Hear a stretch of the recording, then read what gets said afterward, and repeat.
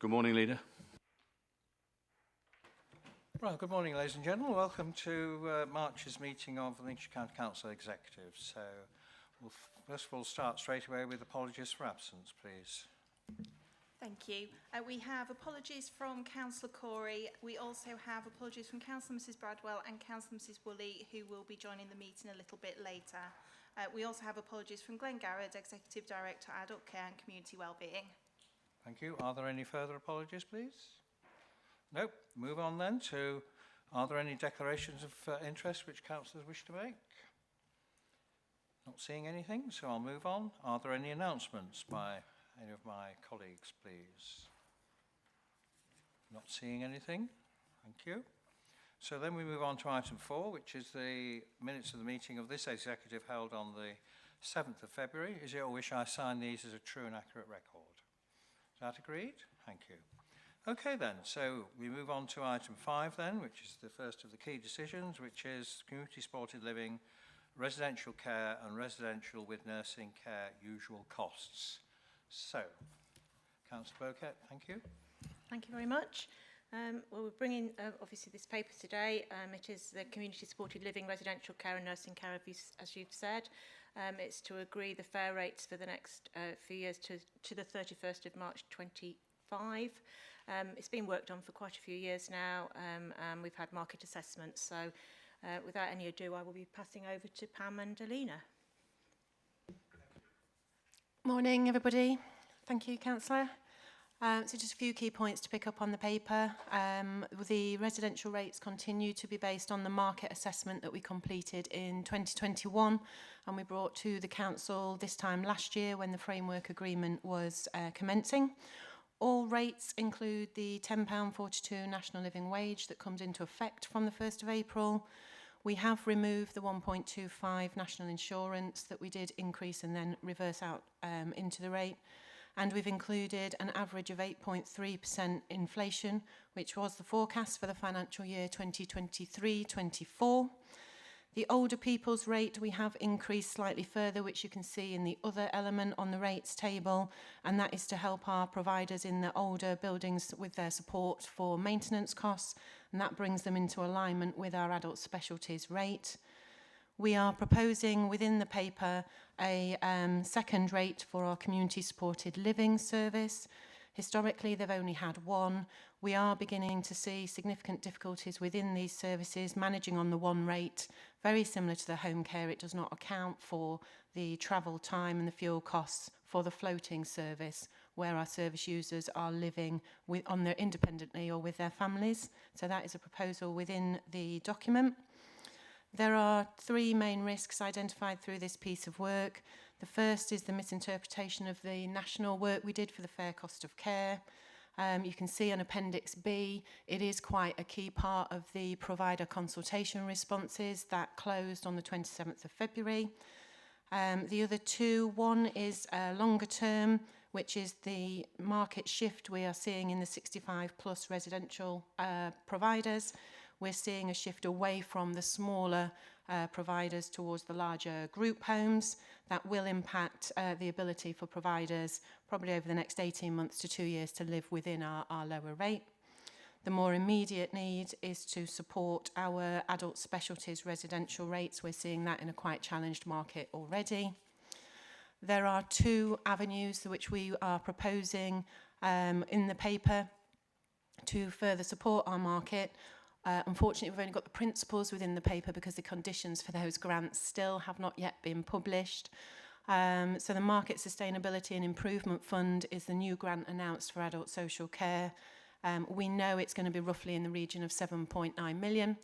And we will continue to support the home care provider rate out of that went through council in 2022. And we would like the principle to recommend the principle that the balance goes into the residential sector aligned to the risks that we've raised. We are also recommending a continuation of the hardship fund that we had in place in 22-23, which has demonstrated that a one-size-fits-all does not suit the market, with differing financial impacts across the market depending on what agreements they have for energy, etc. And that proposal is in the paper to continue that hardship fund through to the 31st of March 2024. take any questions. Thank you. Thank you for that. Selina, anything to add? No? No, I'm fine, thank you. Thank you. Right, well, thank you for that explanation. I mean, just want to explain, just remind us about this hardship fund, how it works, just so anybody listening can understand. Thank you. Yes, so in 2022-23, we identified through the market assessment with our providers some significantly volatile costs, predominantly energy, fuel and insurance. So we set aside an element of funding for each of our providers to make a contribution towards those costs. We know the fuel, for example, has started to come down. Insurance and energy are still quite challenging. There is some move by the government to provide some funding into the homes, but again, we await the conditions of that funding. So the principle is there to set the hardship fund to support our providers, but how we actually establish that, we need to wait for the conditions of those government grants to be published. The Marfleet, obviously it went to scrutiny. Thank you, Chairman. Yes, the committee was very supportive of continuing the hardship fund. Also, the use of block contracts has been very beneficial and is also very good for supporting and providing stability to the residential care market. An area that really has also flourished is the active recovery beds, which we're very supportive of. It was a trial plot that was run to the end of March and it's been very successful, and that is looking to be rolled out, and we're very supportive of that. I think we just need to be mindful of some of the terminology that's being currently used in terms of accelerating, active recovery, intermediate care, community care or step-down care. In fact, residential care has got really quite a complicated sort of market, but actually residential in its own form is very easy. It's just all the other sort of step-down cares associated with it.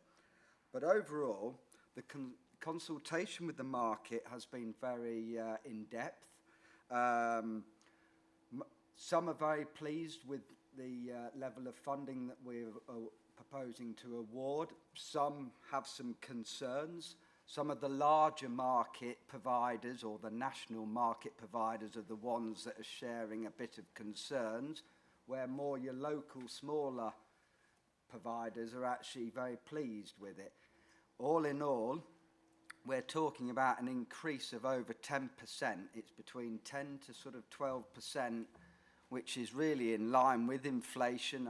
We accept that there's a lot of pressures in that market with labour costs and heating costs and insurance and all the other bits. And I think that actually the committee felt that it really was a good reflection and a very fair market evaluation and price. And we're very happy with the in-depthness that has gone on into evaluating this market to come out with this level of support that we are proposing here. So we welcome this. Thank you. Thank you for that. And there has been the other the comments have been circulated as well. In terms of costs, and because obviously these are only sort of an offer, really, isn't it? It's not a deal, so to speak. Just to be clear. So in terms of the cost and the covering the cost of it, Andrew, is we have got the ability to deal with this. Yeah, absolutely covered in the budget proposals that were agreed just recently. So, yeah. Good. Any further questions, comments, please? Anybody? Yes, Councillor Troy. Thank you, Leader. It's just to go back to section 4.3, where I think I've raised before the CPI forecast for inflation at 8.3. I'm assuming the hardship fund would cover any inflationary increase above that, would it? Or is that something that we need to look at or even budget for potentially? So we haven't actually set the terms of the hardship fund this year yet because we don't want to double pay providers. So until we know the grant conditions for the market sustainability and improvement, we can't set the conditions of our fund for the hardship. But we would look at it. At the moment, the most recent forecast, bearing in mind they are a forecast for 23-24, that the Bank of England's tracking is 7%. So we will update it quarterly, we will monitor it, but at the moment the exact terms of our own hardship fund will be dependent on what the government place conditions on the other grants, but it will be a consideration, yeah.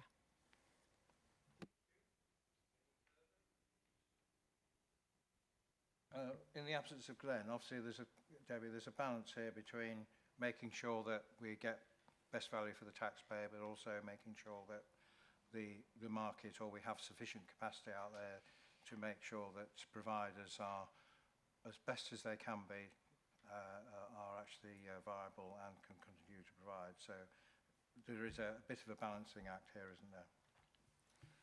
Yes, thank you very much, Leader. There certainly is. We have done extensive negotiations with the providers who have really come to the consultation with an open book accounting type approach.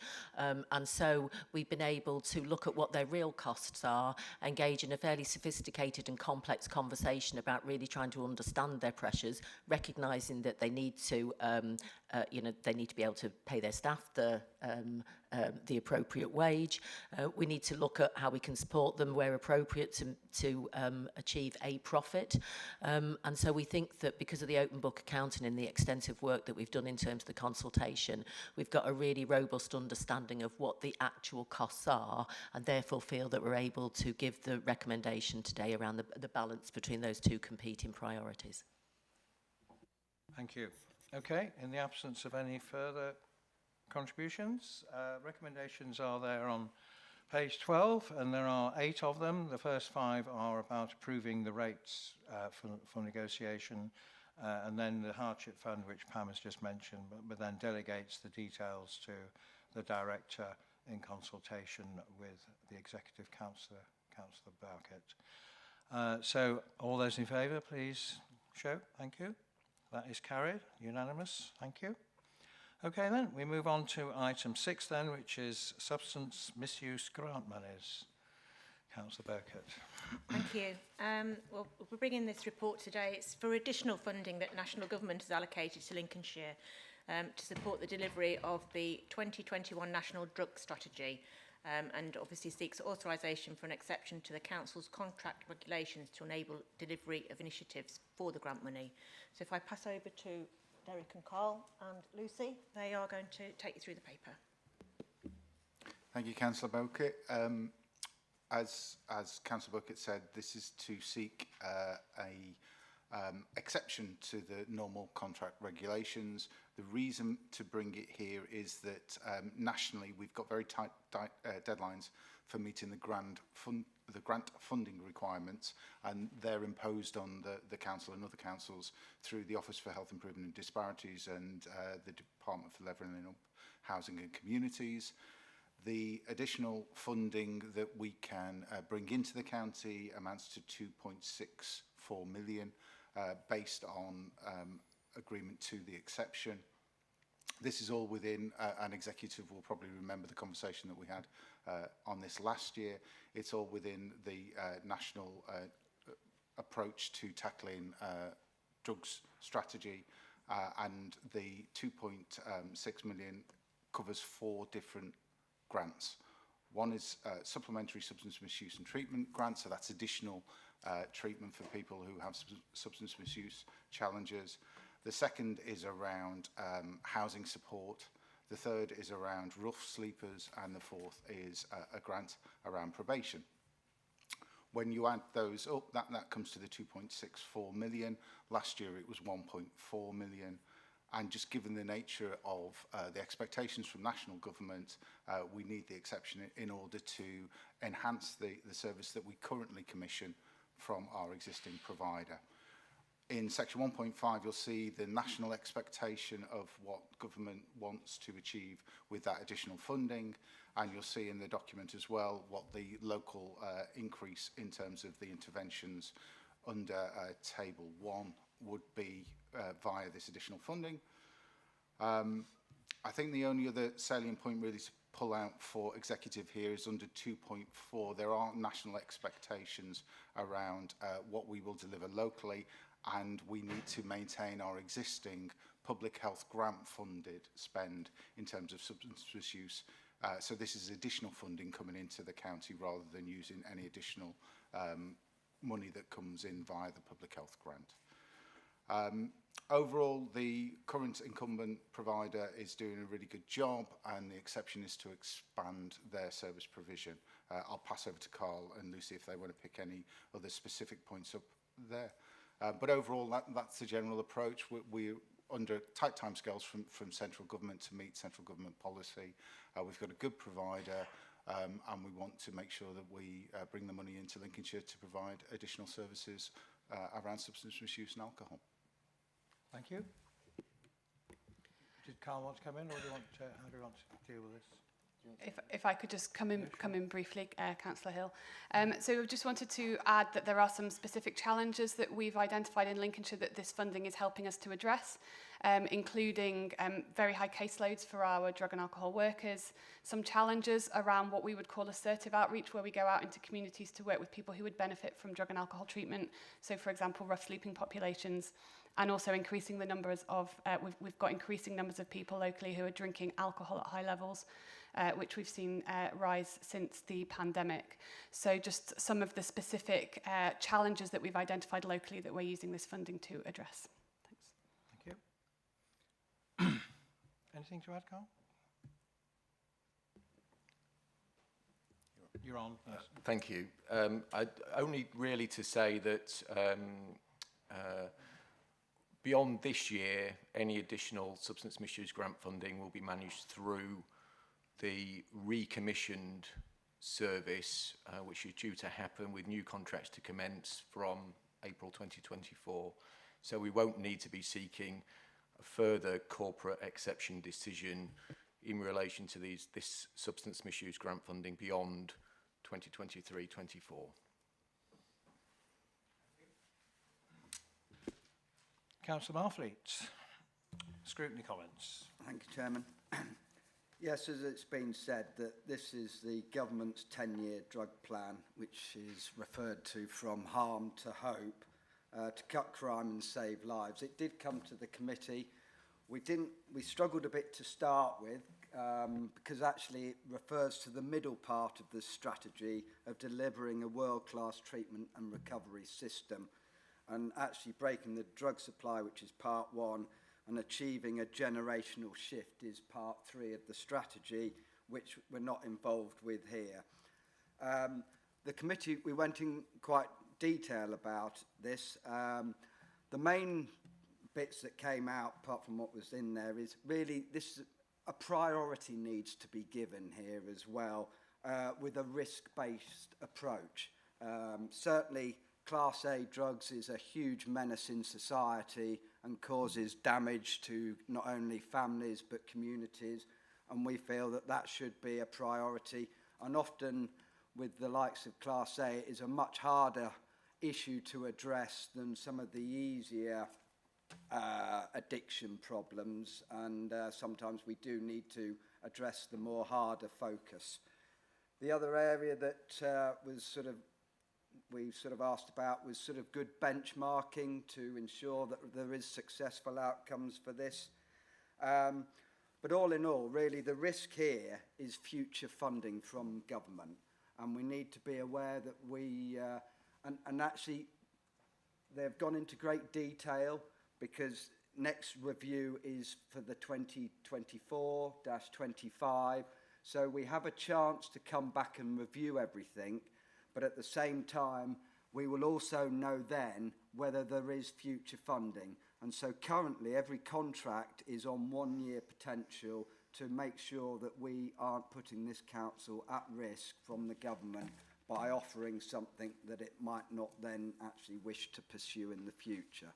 But right now, the team have done a very good job at analysing all that information and making sure the contract and the market and everything else is evaluated and being set up properly. So we are happy on that.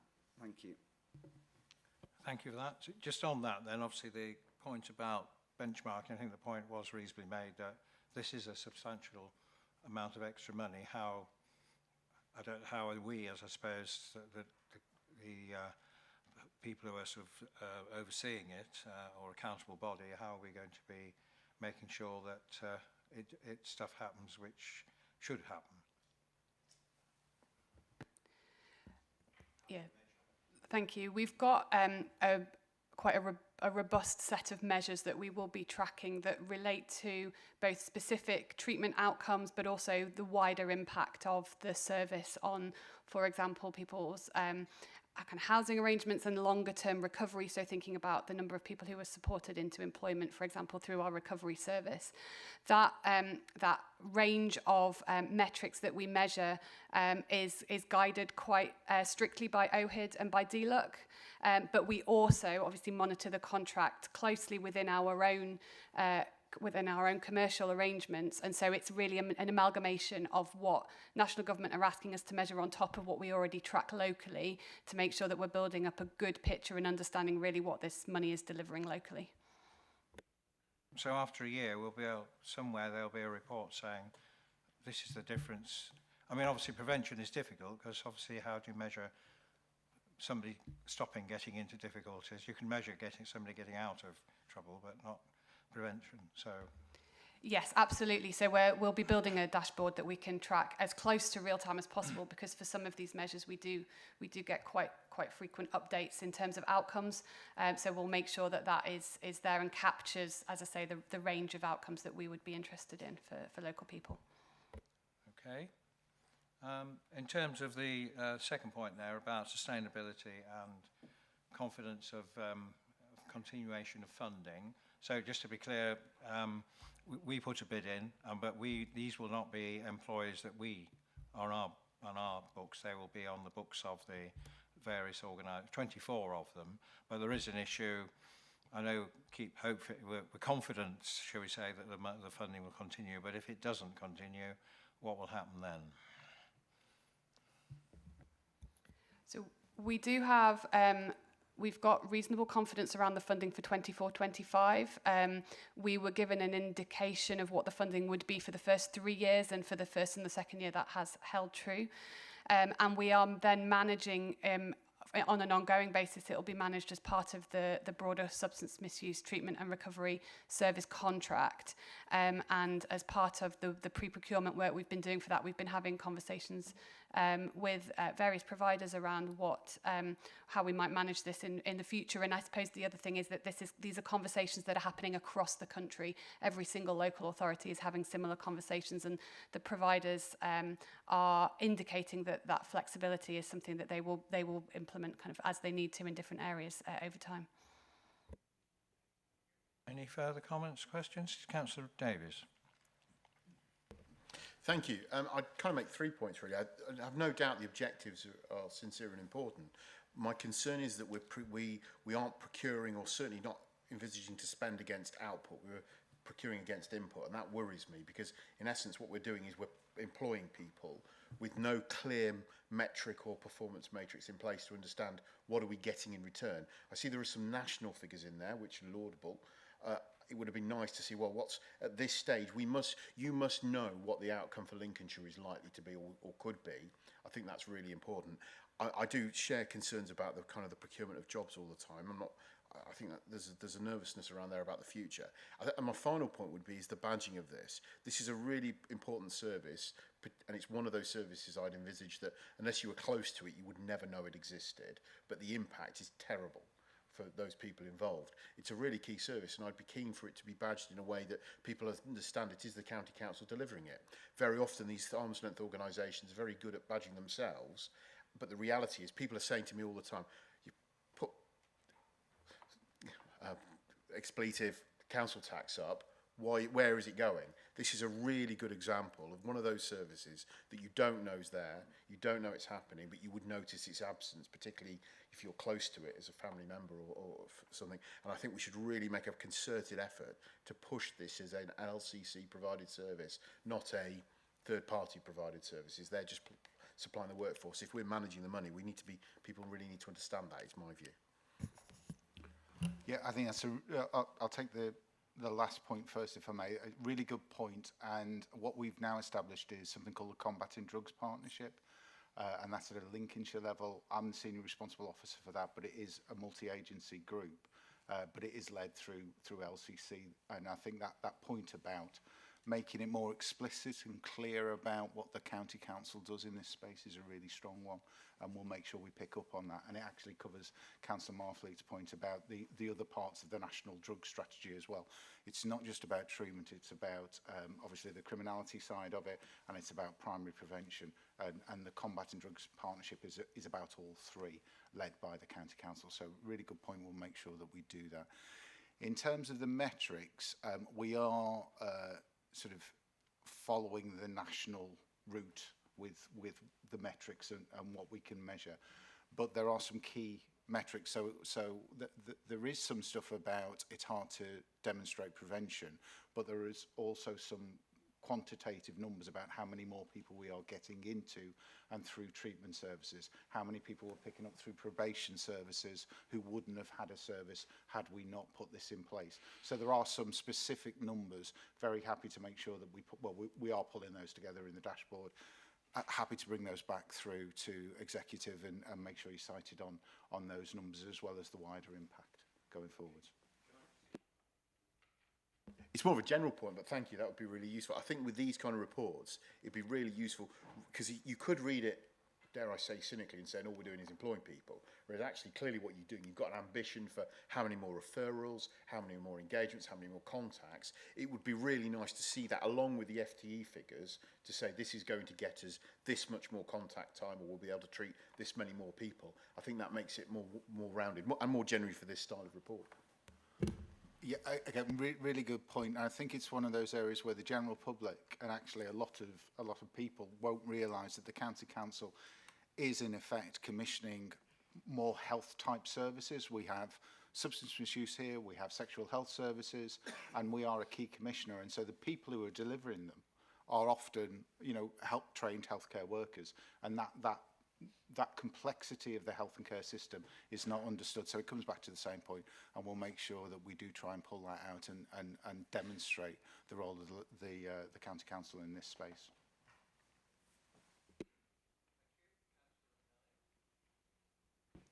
Yeah, thank you, Leader. Just in terms of the amount of people on the substance misuse, if you know, if we've got a very high number in the alcohol or drug, and obviously the future reports will show if we've got, say, next year there'll be an increase in drug use, or will the funding be able to sort of channel shift to target them sort of specific areas?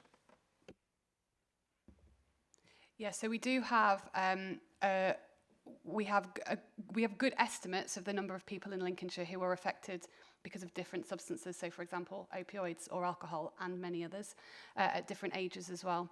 And we have a breakdown within the service in terms of the total number of people we support and who we support for alcohol, drugs, often both simultaneously, and we can flex. So within the service there are a large number of workers who support people irrespective of what the substance that they use is. So we have got that flexibility within the service to be able to shift if we need to do more work in one area versus another, in terms of the substance or also geographically. So. In simple terms, what would success look like in a year's time? Is it more people on programmes? Is it less people on programmes, or what? In simple terms, because I think sometimes you can get sucked into the minutiae and you lose sight of what simple terms we're trying to achieve here. So more people being supported by our service locally. We have got clear local targets in terms of the number of people we want to see, the number of additional people we want to see for drug use, for alcohol use, and for children and young people as well, to make sure we've got that good reach into younger ages. And for those individuals to have successfully completed treatment and be supported through our recovery services, which support people with wider activities, so volunteering, employability and things like that. So more people in the service and more people successfully leaving the service and being supported with their ongoing recovery. I'll just bookend Lucy's answer if I may. I think the first thing is less people using substances that they shouldn't be using in the first place, and that comes back to the primary prevention stuff that is part of the national 10-year strategy. This paper is around very much what Lucy's just described, the surfacing and providing services that meet the needs of people who are using substances so that they get the appropriate treatment, they are maintained in treatment and then successfully complete and re-engage with society. So that's this bit. And then the final part, which is the work we're doing through the Combating Drugs Partnership, is the criminality aspect and driving into and down the criminality associated with substance misuse, whether it's low level because people are using, or whether it's the criminal gangs who actually county lines and that whole side of it. So there's three bits: stopping people using substances in the first place, providing appropriate services for people who are using so that they stop and they re-engage with society and they recover, and then thirdly, tackling the criminality. That would be and is the 10-year strategy. Yeah, that's fine. So at the end of it, does that mean there'll be some people who are purporting to be off substances altogether? Because that seemed a little bit vague towards the end there, Derek. Yeah, so on this bit, number of people in treatment increasing, because what we know is that there are people who are using substances who should get treatment and want treatment who aren't getting it for various reasons, and that's where those additional staff are targeted. And then over time, we'll see that coming down, because in effect, we've got a group of people who aren't engaged with services. We need to surface that. We need to get them into treatment, and we need to get them out of treatment and successfully recovered. And that will take a number of years. But with any public health intervention, where you're not targeting a particular group properly, you're going to see an increase in numbers as you do start to target them and get them into services. Then hopefully it'll flatline, and then it'll start to come down. That would be the ideal, because people who are using are all then in treatment. That's the panacea, the ideal. Whether we'll get there or not is very much impacted on by those two other areas.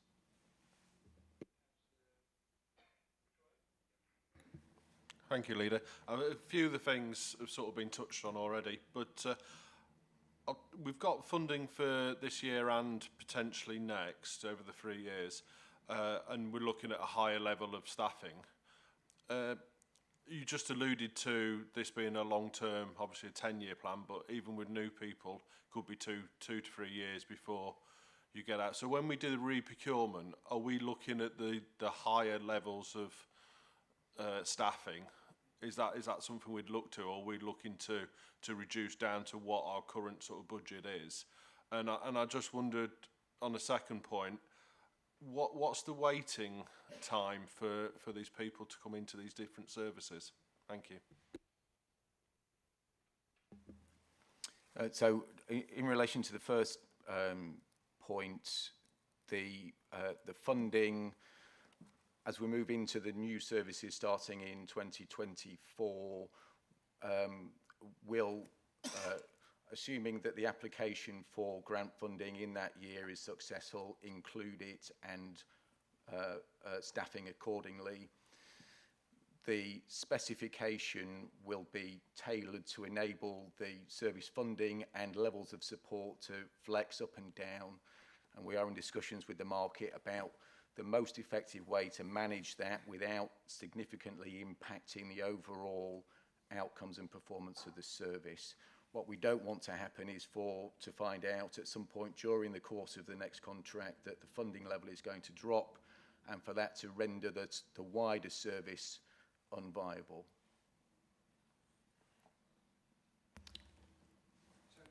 Just some idea about the numbers of people in scope, how many people we are currently dealing with, and how many people estimated are, as Carl said, at the moment outside the system.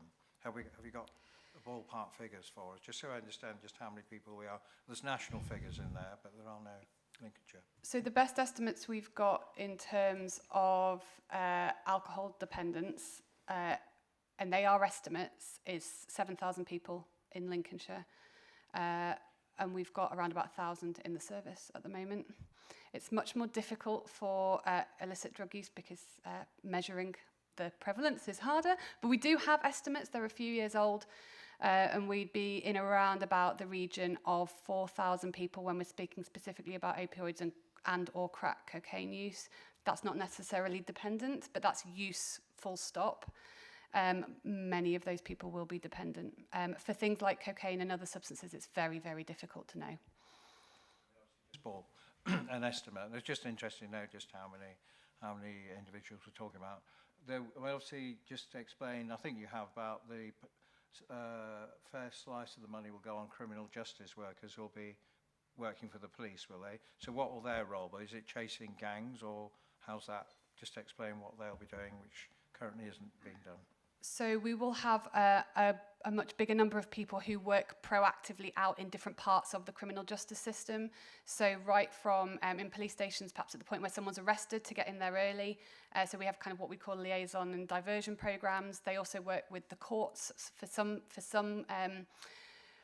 criminal activity. It may be that if it's a first minor offence, we might have what we would call kind of an alternative treatment pathway that they would go on, right through to working closely with the secure estate for when people are discharged from prison, to make sure that we've got continuity of care for people being reintegrated back into the community, and working closely with probation. So we work with lots of different criminal justice partners for different aspects of the offer available. Thank you.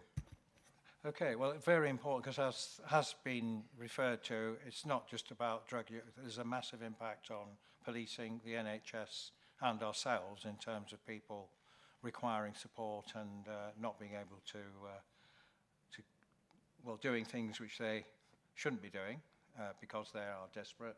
And also, you know, it does spread all over the place. So it's not just about the effects of on the individuals themselves. It's the effects that they have on wider society. I think we should support this, and I think we should welcome it. So the recommendations are on page 55, and I think there are 4 of them, basically, which we approve the modification, because it is a step outside the normal commissioning process, basically that for those 3 services, and then delegates the details to the Executive Director in consultation with Councillor Burkett.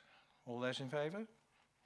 Thank you. Unanimous. Thank you very much. Thank you for that. Okay, we now move on to item 7. So this is a change of tack, shall we say, quite a substantial one. It's a local nature recovery strategy, a partnership approach. So, Colin. Thank you, Leader.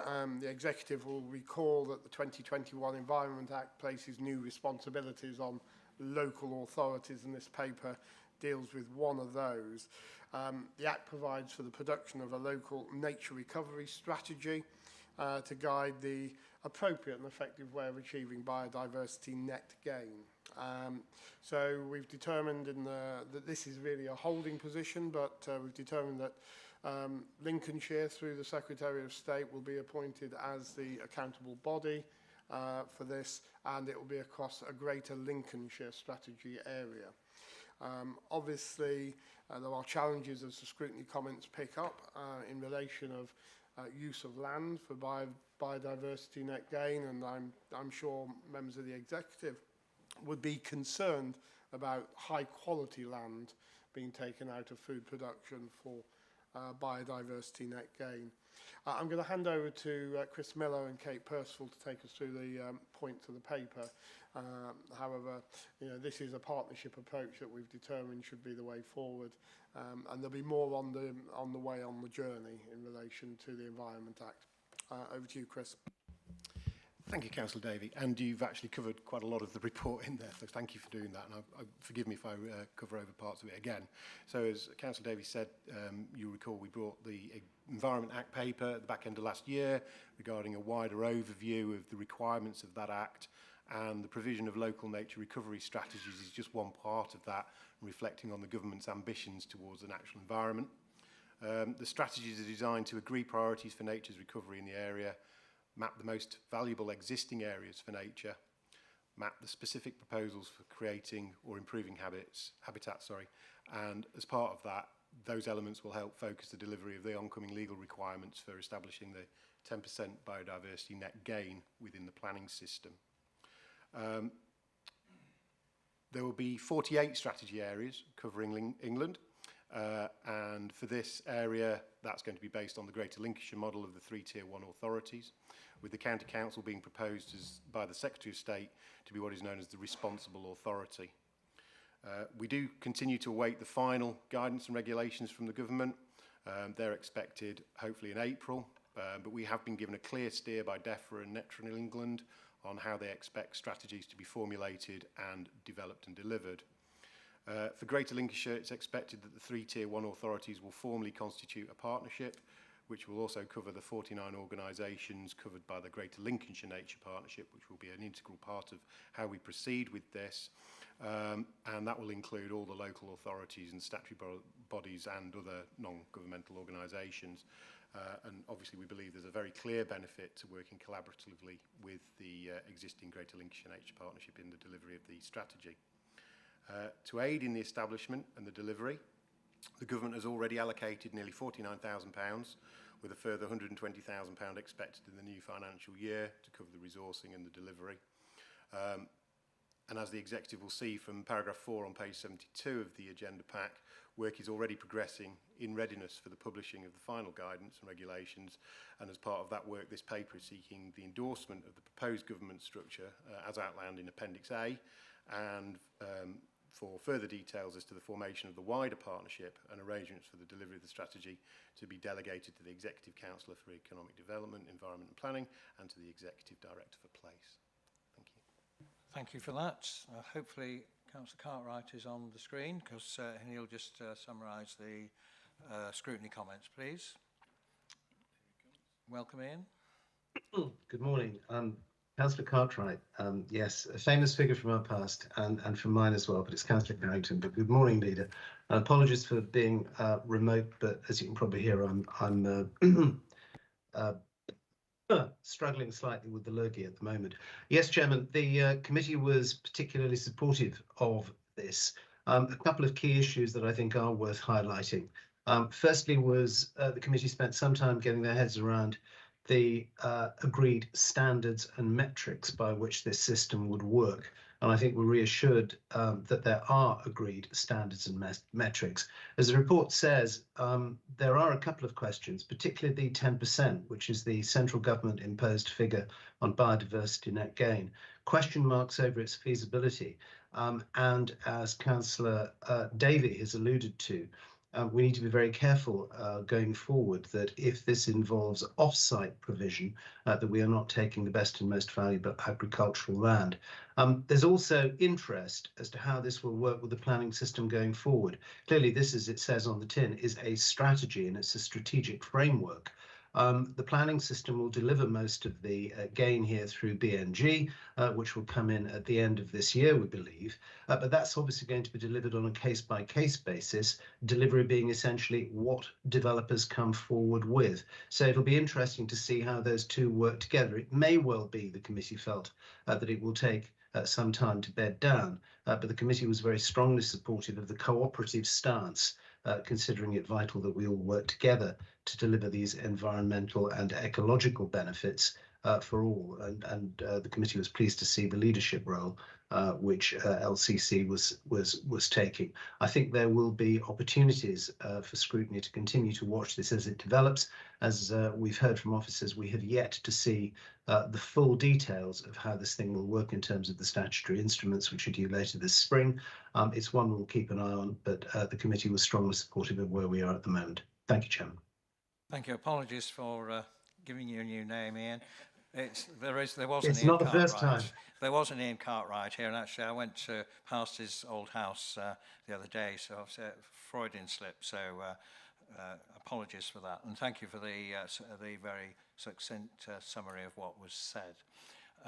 And just building on what Colin Davies said, there's this 10% target. So we are all the all the three councils in Greater Lincolnshire. We are. What happens if we do not hit this 10%? And I suppose that leads on to the comments from the committee about in Lincolnshire, where obviously we have a high proportion of, well, a third of the county is high grade quality land, and then a lot of the rest of it is good quality land. There's not much which is one would say is less than good quality. There is some, but not a lot. How does that work in a national? Do we have a 10% target, even though other areas like Derbyshire, let's say, or other areas where could quite easily deal with that because they have areas, a lot of geography which is not productive. I think there was a certain estate to the west of Lincoln I went through yesterday where the whole estate has been rewilded, and there are some Lincoln red cattle there grazing around. I think they're on the television last night with a few pigs rootling around and very much going down the biodiversity route, which is great. And I don't think that particular land is particularly good quality, but there is this conflict between growing food and also making sure we do the biodiversity. And I think certainly the farming community would say at the moment, a lot of the thrust seems to be about biodiversity, and one wonders in the future. At the moment there is a bit of a panic on about veg in shops and all the rest of it, which I think was a bit overblown, but there needs to be a balance, and one would argue that why should Lincolnshire have the same target as other places which aren't so productive? Thank you. Yes. The 10% duty is really on the developer. They have to find their 10% net gain. So if they put in for planning permission for development, there is a metric calculator, and they look at the base level of what's already there. Then they look at, and there's a value to that. Then they put it into the metric, and they have to find 10% more than was there. So ideally, that would be on-site. If not, some of it will be off-site. Some authorities are doing 25%, goodness knows, but it's from the baseline. But it isn't, when you say about high agricultural land, it is entirely up to the landowner whether they put their land up for biodiversity net gain. Nothing will be imposed on them. It will be a market. So a landowner, they will consider whether they want to put what the value of their land is to put it into this for 30 years. They will come up with a price. The developer will then have to do the 10% net gain, and they will match. So it's not, we won't impose that. It's entirely on the landowner whether they put the land into that. If we don't hit the 10% in Lincolnshire, what happens? All development will need to hit 10%. But we're not going to impose where the land is going to be. That's entirely up to the landowner to decide, I want to put my land in. At this, I consider that I'll put my land into this for a 30-year period, and this is the money that I want for that. Then it is up to the developer to say, well, I want to go with this land or this land. The consequences will be, if we're not careful, that there'll be more profit in actually setting aside land for this 10% or whatever it is, and you will get to the stage where land which should be and could be and should be producing food is actually somebody else, some developers paying for it to not be producing food. And I think that's the dilemma, that's the problem. And I think in Lincolnshire, what you wouldn't want to see, and we are seeing in some, never mind about, you know, all the other, you know, energy developments, you know, wind turbines and solar farms, if wind turbines maybe. There is a risk, and I just wonder as a council, hopefully Councillor Davey, we're going to come have some policy decisions, because, you know, it will become, you know, because lots of developers will be fighting over land to make it biodiversity, and I don't know what this particular estate does, but I'm sure that part of the rewilding I'm sure it works financially, because you will get offers to use it as offsetting and creating biodiversity. So I think I understand what you're saying, but I think as a council we've just got to make sure there's a balance in all of this. Thanks, Leader. Just before Andy comes in, just a couple of thoughts. Obviously, we're waiting for DEFRA to come up with the land use documents that have been talked about for some time. Obviously, our position on solar and all these other major developments we're very aware of, involving tens of thousands of acres of Lincolnshire land potentially being taken out of production. They are a great concern to all of us, and I think that government really needs to come forward with this policy position that they want to have as soon as possible. And you know, we keep being told it's coming, but it needs to happen sooner rather than later. I'll pass back to Andy just to maybe clarify the development position. I think one of the opportunities that this approach will provide is that as the responsible authority, Lincolnshire will be in a better position to help establish the parameters and a strategy to actually define the areas that we believe are appropriate or suitable to be used for biodiversity net gain. The ultimate sanction is that actually planning permission won't be granted. So if the developer isn't actually identifying appropriate use of land either within the site or alternative off-site provision, ultimately, if it's not in accordance with the strategy, that my interpretation is the planning permission wouldn't then be granted. I think, again, in the context of this is something that falls to all developers, and in that regard, there are opportunities for us to look strategically with our upper-tier partners of actually areas of land which we would like to see promoted for biodiversity, where we know then don't have that extra value from a food production point of view.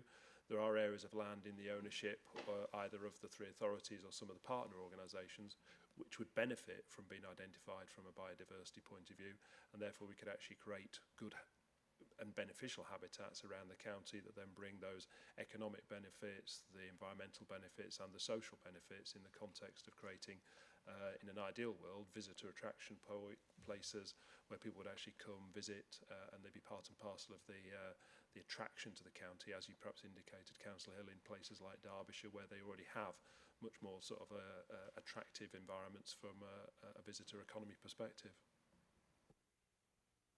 Yeah, I think that's quite an optimistic scenario. Rewilding usually means a load of weeds grow because that's what happens when you don't control. So I think there's it, but just to the practicalities of this. So obviously we don't grant planning permission for housing and things like that. So is it going to be the case that we, just like we do with as lead flood authority, we will say to a major, well, any developer, well, we want to see your 10%. How's it going to be policed? Because obviously do we recommend ourselves, or how do we? And I think you're right, Kate. They can have their offsetting any way they like, can't they? A developer in Manchester could offset land in Lincolnshire. Is that correct? Yeah, ideally it's on site. If it can't be on site, then they can buy biodiversity credits. The aim is to keep it within the Greater Lincolnshire, within sort of the local area. There then will be a register that Natural England or DEFRA will have, which can be sort of countrywide, but those credits will be far more expensive because they don't want to encourage that. They want to keep things as local as possible. So who polices is 10%? It will be, the 10% will be with the planning authority.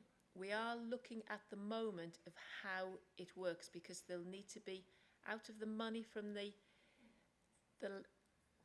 land, the value of the land, there will need to be some money taken out of that to monitor and to enforce if need be, to regulate. Okay. And let's say we get 100,000 more houses in Greater Lincolnshire for the next 20 odd years. So how much land would be removed from production to accommodate that? Do we know? That's very much sort of you have to look at the metric for that to see what the value, the biodiversity value is. But with the local nature recovery strategy, what we're doing is we actually, it's going to be very much map-based. So it'll be looking at where the areas that already have high value for biodiversity are, sort of the nationally protected areas, sort of national nature reserves or triple SIs, and where there are opportunities to create or to enhance the biodiversity. So that would be the first part, really. The AO in area of outstanding national beauty, is that, where would that fit into this then? Or indeed trees and forests and what have you? That would come under, if it was designated area, that would come as the first layer of the mapping. And where there's opportunities for the tree planting, they'd be down as the opportunities. It doesn't need to say that that is where it'll happen. That is where we would guide any biodiversity opportunity, so any net gain. In the area of outstanding natural beauty, you get bonus points for doing something there. Is that? I'm just trying to work out if they know how it'll work. And I can tell you now, how they think it will work is not how it's going to work in practice, because the law of unintended consequences is very strong when you're talking about subsidies. Yeah, I think that will come out in the guidance that comes out from April onwards. That's the sort of the detail of it.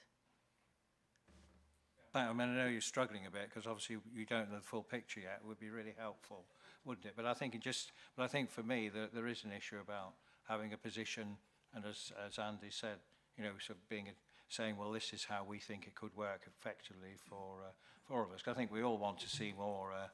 We don't want to look at prairies and everything taken out.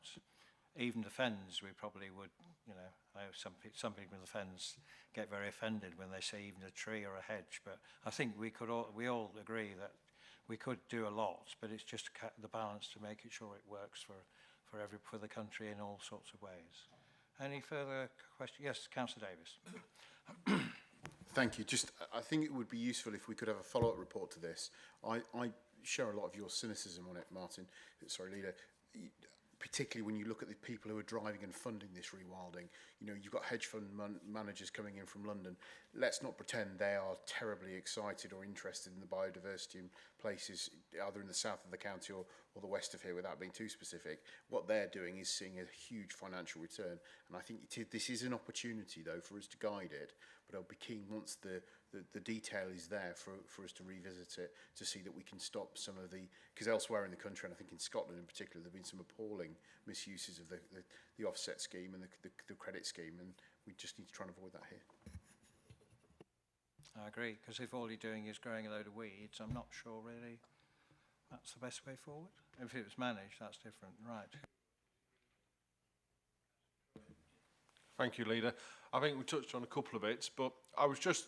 National infrastructure projects, obviously I've got quite a few potential industrial solar areas in my patch, and I just wondered whether, because they sit under a different planning inspectorate, whether that comes under this 10% or whether they'd be forced to do that as well. I think potentially they would be, but judging on what other solar farms have done, they've really not managed it. So I'd be very disappointed if they'd be able to get extra funding as well for that.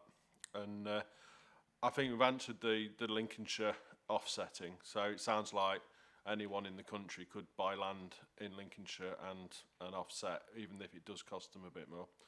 And the only other thing was a lot of developers already sit on land, and I just wondered whether there's going to be a time frame. So is it going to be 10 years you could bank this offsetting, or is it 20 years? We touched on 20 years earlier, but I just wonder if it's a lot shorter, they could even get money for land that they already own, which seems a bit perverse as well, really.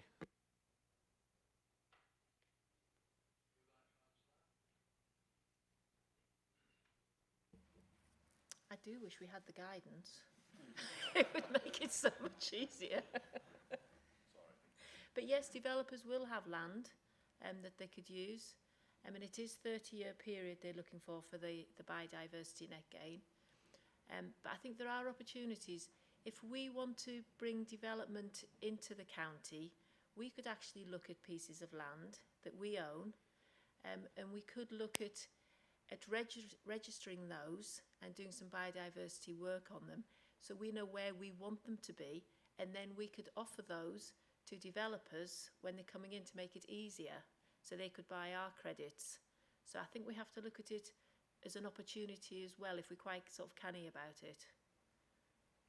That's a fair comment, but the slight problem with that is that all our land nearly is high quality.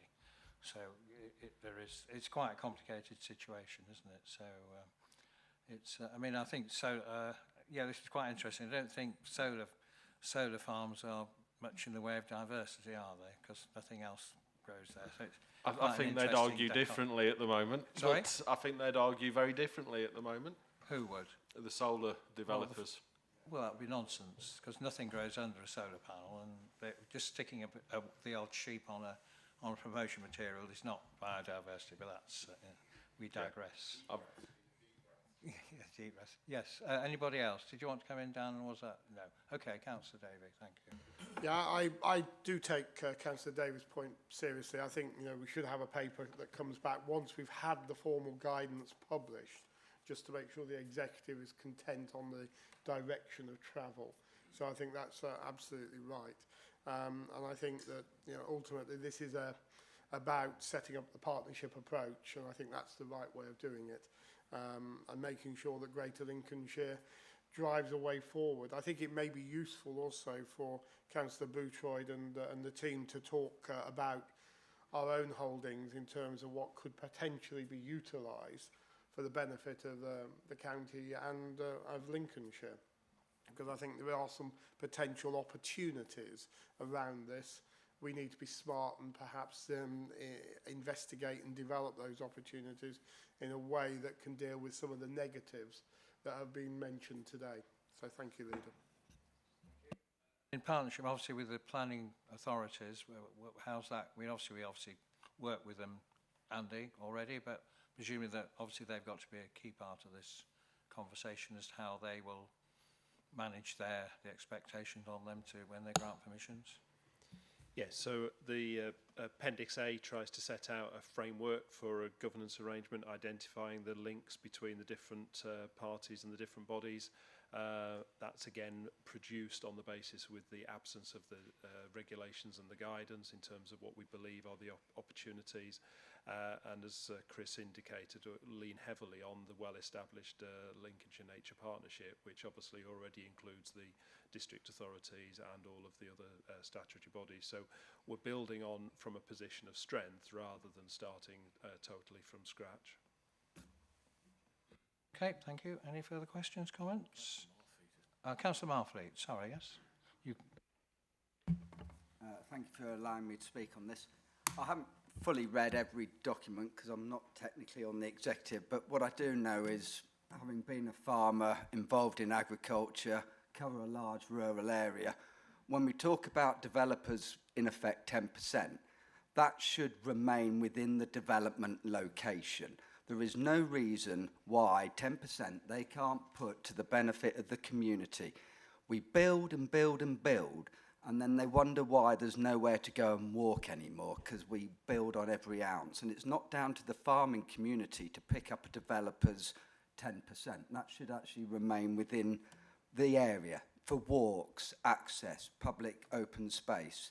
And I think the farming community will get its own fair share of how it will be funded by DEFRA and the rules that come into it, and they will get their funding via putting 10% aside for wilding or whatever the government decides and how it wants to do its green approach. That would be my comments. Thank you. Yeah, I think we've established that there will be potentially penalties for not being local, but whether the penalties will outweigh the difference in value between putting a house on 10% houses on 100% of your land and then offsetting it somewhere else. It would have to be a pretty high bar, I suspect, which we'll see. Yeah. This paper's about the local nature recovery strategy, which is just going to give us some guidance on where we're going to do the biodiversity net gain. It's for us a sort of a strategy document, really.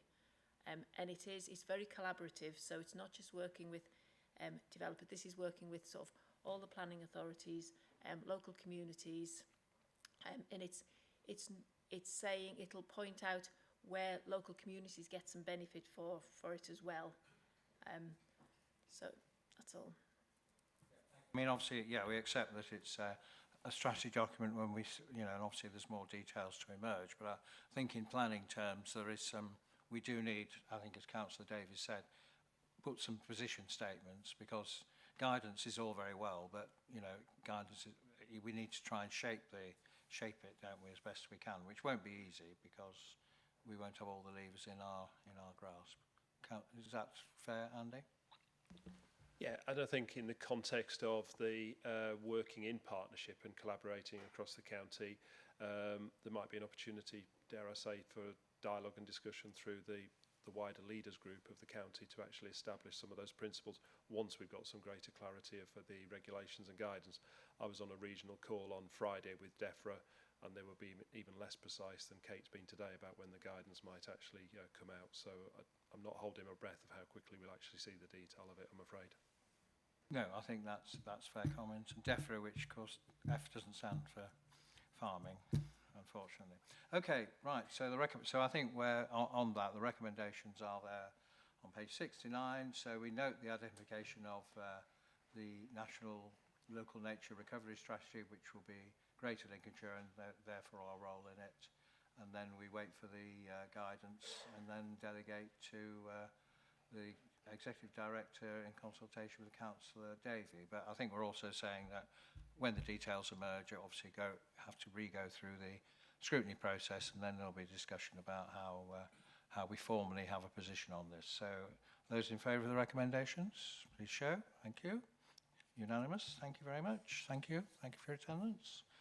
Okay, then move on to item 8, which is the revenue budget monitoring report, Q3 for this financial year.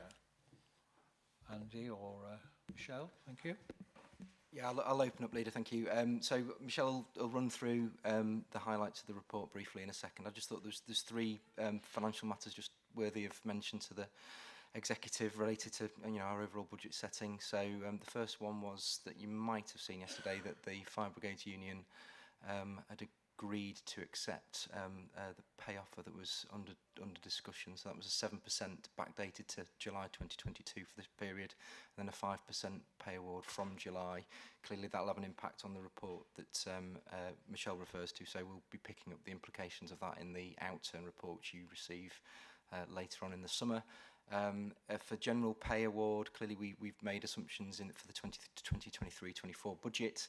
The local government employers have made a full and final offer to all employee bands. So the general workforce have been offered a pay award identical to the 22-23 pay award, a flat rate fee of £1,925, and chief officers a separate award of 3.5%. So again, working through the implications of that on the 2023-24 budget, albeit the general contingency was set at a level to provide flexibility to cover any changes and differences in pay award. And then last but not least, unless Professor Ward starts waving his hands at me, still no news on the 23-24 public health grant determination either. So still some uncertainty over a £35 million grant that we receive. But again, we'll use these meetings to provide updates on that when we get them. Thank you, Leader. So without further ado, any news on the transport funding? So our understanding of the transport handling of the transport was the lower figure, i.e. the figure without the £12.4 million that the council's committed to filling the gap with. It was announced for a period of 3 years, albeit we are still expecting an annual determination, but again not received as far as I'm aware. So yeah, but the figures that we've been working to have been assuming us not receiving that £12.4 million. I'll hand over to Michelle if that's okay for the report. Thank you very much. So the report covers the forecast of the revenue budgets against approved budgets for 22-23 up to the period of December 22. Our current forecast, excluding schools, is an underspend of 1.62 million, which is a very similar position to that reported in Q2, but with some movements on some service lines. And the appendices give more detail for each service about the variations in their area. Many of the forecast overspends and variances were picked up in Q2, particularly around the pressures on our services relating to inflation and the energy costs. So the main change in the Q3 report is the reporting of the education transport overspend on the place line. So we're currently forecasting an overspend on that area of 4 million, but this is being offset by savings on passenger transport in the same line of 1.2 million. There's also been some smaller changes in the reduction in the forecast in the position on Children's Services and Resources Directorate relating to use of grants, some underspends on the Serco contract and vacancies across that area. The report also picks up our use of reserves and the use of the development fund, but that is mainly the main areas to report. So just open for any questions. Thank you. Councillor Parker. Went to overview and scrutiny. Thank you. Yep, thank you. It did. Starting with the recommendation where they essentially it was the executive notes the current position on the revenue budget and decides on any corrective action necessary. Overview and Scrutiny Management Board didn't see any corrective action being necessary at this point in the financial year. We've circulated a paper to the executive members which contains three sections. The first one is in relation to the OSMB expressing some what we might call surprise or certainly interest in the underspend, particularly in children's services and adult social care. Questions were raised about was it to do with not being able to recruit the necessary levels of staffing. We were assured that that wasn't the case. But it is of interest that the two areas that we normally see as being under pressure in this particular case was not being as bad as we thought, and in fact there was an underspend. Secondly, in line with what we might call the changing nature of the economic context, which means essentially that things aren't as good as perhaps we want them to be, then one of the key points was the wisdom, as it were, of in February 2022, recognising and anticipating the inflation so that the contingency was increased, and that has served us in very good stead. So that was a point that I wanted to make on behalf of OSMB. And then finally, we were concerned and sought assurances about the overspend on homeschool transport.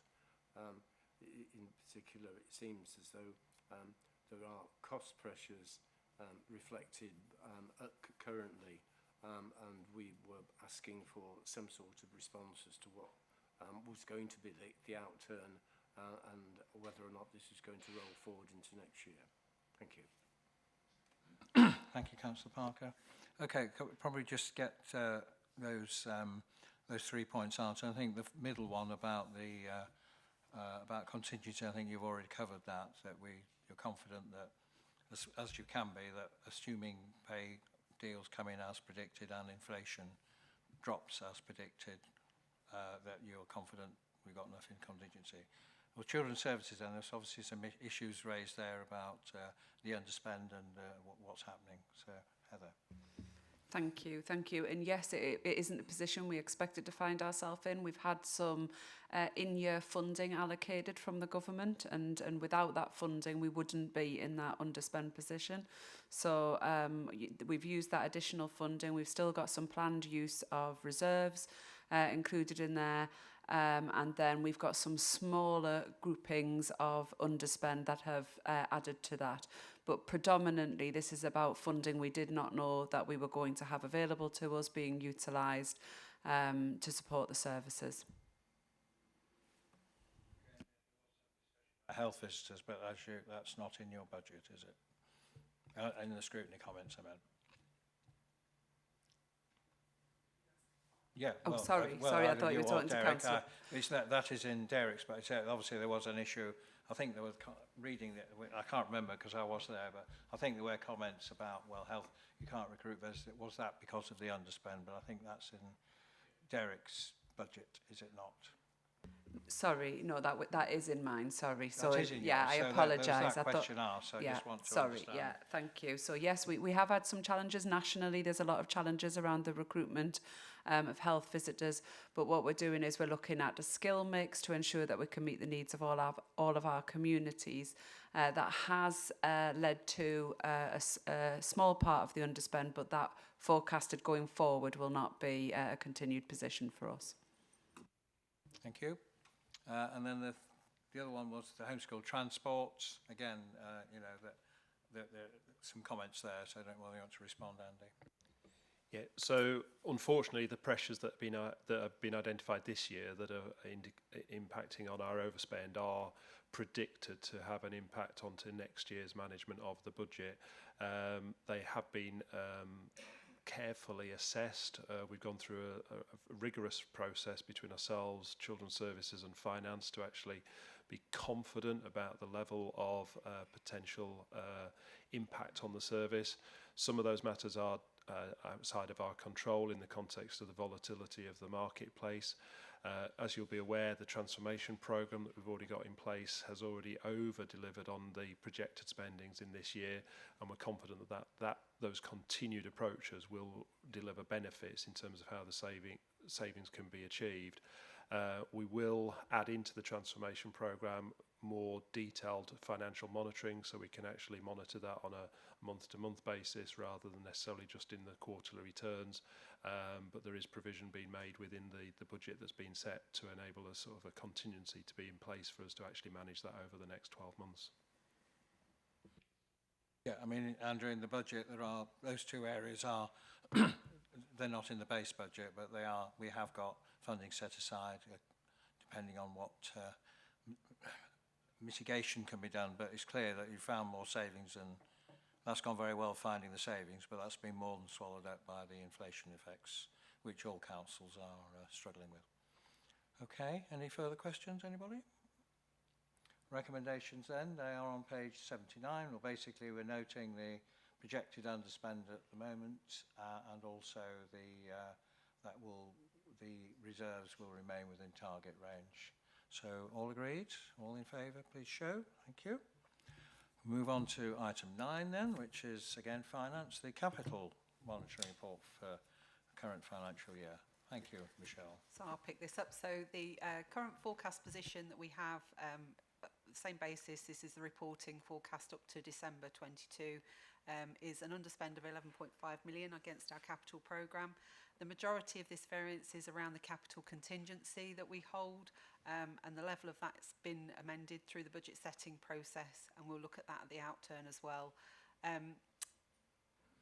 The position of the individual projects and programme are detailed in the report, and all of the pressures that were identified in terms of inflation, mainly on our large projects like Grantham Southern Relief Road, North Icombe Relief Road and the SEM programme were addressed as part of the budget setting. So we've increased those as part of the budget setting process to make sure those key projects are budgeted at the correct level, reflecting the inflation pressures that we've currently got.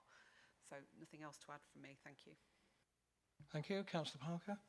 Yeah, there were some questions from members of OSMB in relation to what could be done with funding, clarification about why maintenance of particular projects was accounted for as a capital budget, because it's spread over a long period of time. So that's, in a sense, explanatory.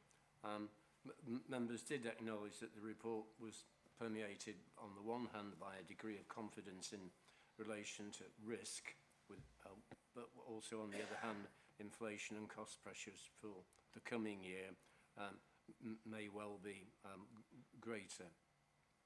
Overall, we took the view that specific projects had been well budgeted for, and there was an overall degree of confidence in the budget turning out as it was, with an underspend of close on £10 million.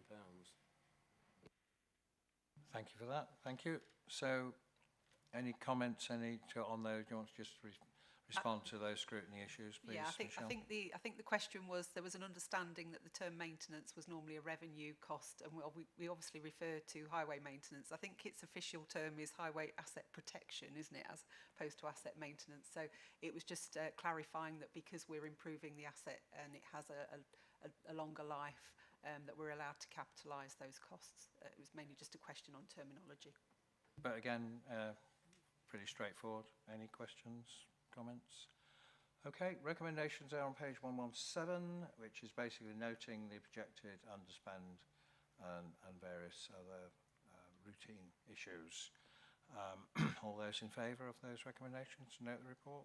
Thank you. Thank you for that. Thank you. So then we move on to the final paper, which is Corporate Plan Success Framework. So, Andrew or Claire, who's going? It's Caroline. me. Caroline. I'm some trouble with names today. Thank you. Sharpen up. Thank you. So the report today outlines the performance of the delivery of the priorities outlined in the corporate plan as at the end of Q3, so December 2022. You'll see within the report the full details of each activity and key performance indicator can be found on the Council's website, and a full list of activities is reported in Appendix A on page 175 of the pack. So in terms of the actual performance, we report 33 activities in Q3, and of those 33 activities, 30 are progressing as planned, with 3 activities progressing within agreed limits. So those 3 that are progressing within agreed limits are the Green Master Plan, the delivery of an interim report on key lines of inquiry for our energy option analysis study, and the delivery of some projects contained within the digital strategy against agreed project plans. There are no activities that are not progressing as planned or red RAG rated, as we would know them. So just before I go on to specific details relating to key performance indicators, on page 169 in section 4.7, there are some details in there of changes we've made since Q2 as a response to the discussions at the last executive meeting. That includes reviewing the names of the adult care and community wellbeing KPIs so that they are more understandable and user-friendly. And we've also updated the public health data and crime data, which weren't available to be reported in Q2, but are now in Q3. So in Q2, we had 23 KPIs, in Q3 there are 23 KPIs where we have an ambition or target set. Of these, 74% are either exceeding or achieving their target, which is actually a 1% increase on Q2. So that's a really positive picture, as we've said previously, against what we do set as challenging targets. Of the 4 KPIs that are exceeding their targets, so represented by the gold star in the report, one of those measures wasn't exceeding in Q2 but is now, and that's the percentage of eligible 2-year-olds in receipt of their early years entitlement. Again, good to see an improvement since the reporting in Q2, perhaps associated with the reporting around the start of an academic year and those children coming through, often seeing them attending those settings. We've also got 13 measures in the report in Q3 that achieved their ambition or their target. Again, a very positive picture. There are 2 new measures as well that we're now reporting in relation to adult care after some discussions and agreement with portfolio holder. So those 2 measures are safeguarding cases supported by an advocate where that is appropriate, and concluded safeguard inquiries where the desired outcomes were achieved, and both performing well. All of our contextual measures, those that we don't set a target or an ambition, but where the executive director gives a RAG rating, are all also performing well and rated green. Of those measures that aren't achieving their target, shown on page 145, they are the same 6 measures that weren't achieving their target in Q2.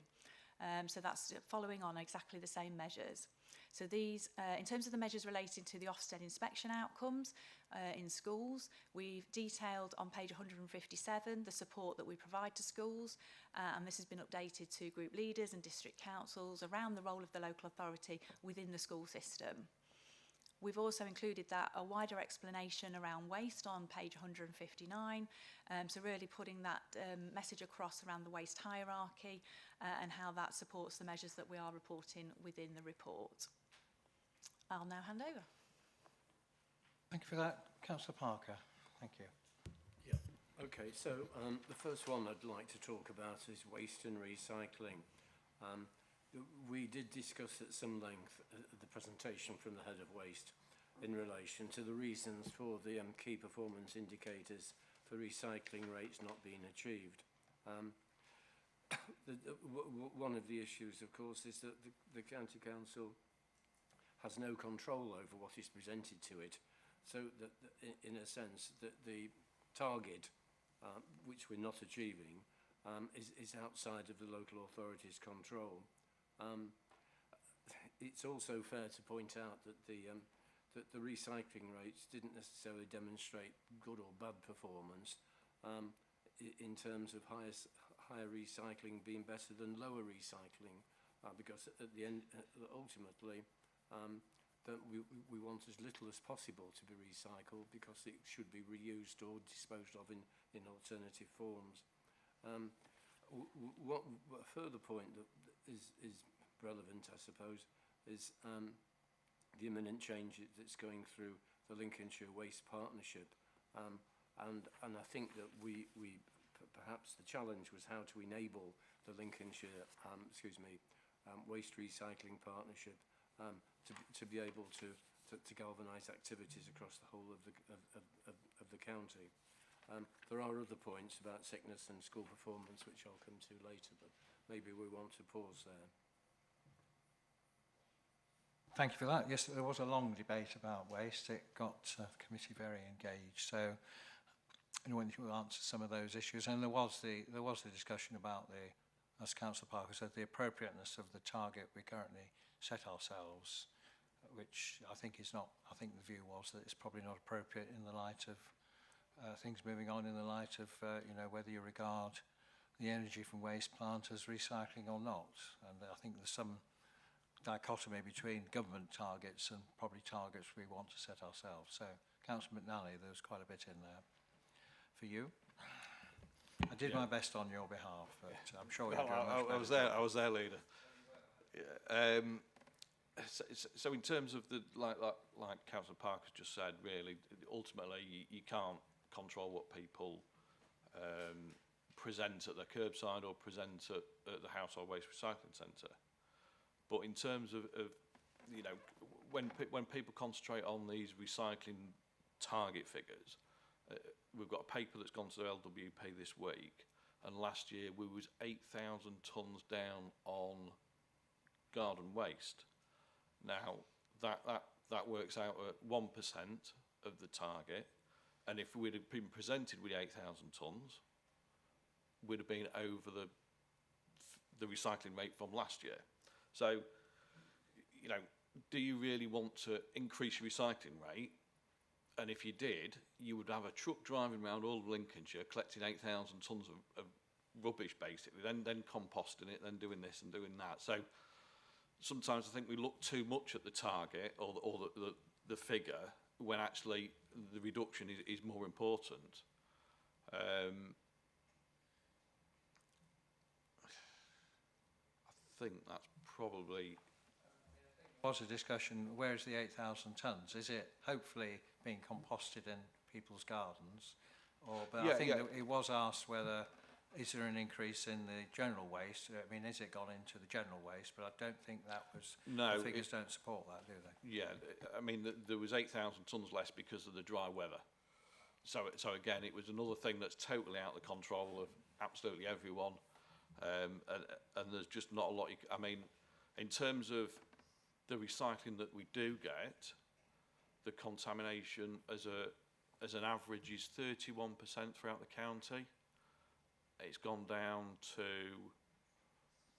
27, 28%, and in the places where the paper and card has been run, you're averaging about 14 to 16%. So actually, the quality of the recycling has gone up.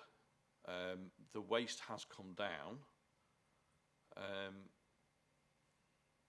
and there's not a lot going to landfill. So I don't know what else to say on that one. Yeah, I mean, I don't know when we review these targets every year, but I think there is certainly my view, and I think all of us, that probably we need targets which work for us and are just not ticking. I know we've got to report to government, and when we get off log or whatever they're going to call themselves, so that'll no doubt get even worse. But I think we need our own targets which work for our needs. So I think that's something we need to bear in mind when we do that. So just on that, there was the issue about sickness absence, and although it's come down, it's not come down much. So I don't know where we are with that in terms of making sure that progress is continue to be made. Sorry, Leader, just on that, I think I haven't got the latest figures to date, but I do believe they've come down again. So we're definitely, we thought there might be a rise due to, over the winter, etc., but I'm glad to report that sickness has indeed gone down again. So we're working towards getting back to the 7.5 target rate. Thank you. And the other one was complaints. I don't know, obviously we're a bit of a backlog, but we are hopefully getting that sorted out. Are there more complaints then, or what? Yeah, so the rate of complaints has gone up, the target that we measure is around seeking early resolution to avoid it going through the formal complaints policy. We have had an issue in terms of resource and capacity within that team, which has now been addressed, and so we've clearly addressed the resource issue, but we also want to look at the process as well, because whether or not we can concertina the sort of time frame before we embark on the formal complaints process to see whether or not we can seek more going through an early resolution process. Sorry, Councillor Parker. Yeah, Sorry. Yeah, it's all right. There were three things that we need to talk about. Complaints, yes. We found it, in a sense, strange that we were unable to cope with the level of complaints within 3 to 5 days. I say strange in the sense that the complaints team had presented their paper, and we didn't resolve as many as the council wanted to. So perhaps something, when I say should be done, we recognised that, yes, complaints are an important part of us improving our service by definition, but more frequent reporting of complaints to the audit committee, for example, was mentioned as a particular point, but we didn't feel it was something that we could leave. Just to go on to sickness absence, with regards to mental health absences, this was the highest reason for sickness absences. Now, I asked the question, we asked the question, although there'd been a decrease, it's an issue that is of importance, because mental health problems can be created as much at work as they can in the home, and the reasons for mental health absences were a mixture of work-related and personal, and we need to perhaps to be focusing on the work-related. The school performance, schools judge good or outstanding. I think the point needs making that academies, for example, exist to an extent in a world of their own, and the relationship needs to be substantially, we've felt, improved.